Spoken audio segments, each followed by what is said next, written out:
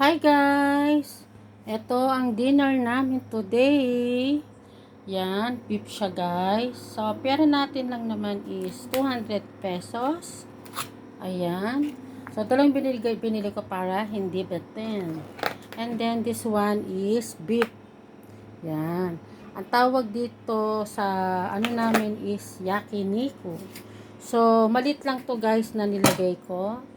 Kasi tatlo yung pangyakiniku grill namin.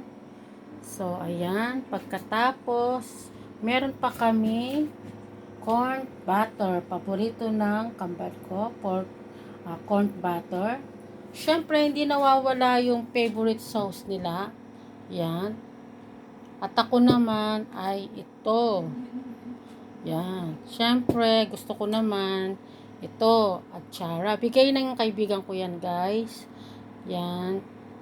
Bigay niya. So, yan lang siya, guys. Siyempre, meron din kami garlic sauce.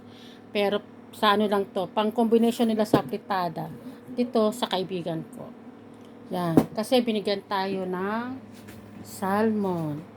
So, ayan lang naman ang dinner namin today. Kain na tayo, guys. Yakiniku style. Yakiniku po tawag namin dito sa Japan. Yan, masarap po. Kesa po kakain kami sa labas, dito na lang sa bahay. At makakabili ka na nito. Yan. At ito. So, masarap siya, guys. Tignan natin na siya, guys. Buksan natin. Ayan siya, para makita niyo. Wait lang, ha. Ayan siya. Beef yan guys, slice. Actually guys, nag-work ako sa mismong sa, ang tawag doon, yung malaking, yung pinagkukuhanan nito. Yan. Berry Foods. Sa Berry Foods ng pinagtatrabahuhan ko. Yung supermarket, hindi pa ako nagtrabaho sa supermarket. So, mismong sa, paano ba i-explain niya? Sa mismo kung saan nila kinukuha yon, yung pangalan ng Berry Foods mismo. Doon ako nag-work before. Pero huminto ako kasi nagkasakit ako. Ang dami kong sakit na nangyari dahil sa malamig nga po doon. Tapos ako pong, meron po siyang machine.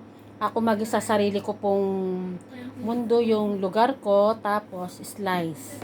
Ayan, mga ganyan guys. Ginagawa ko yan. Kukunin ko yung sa machine with my syempre my hands.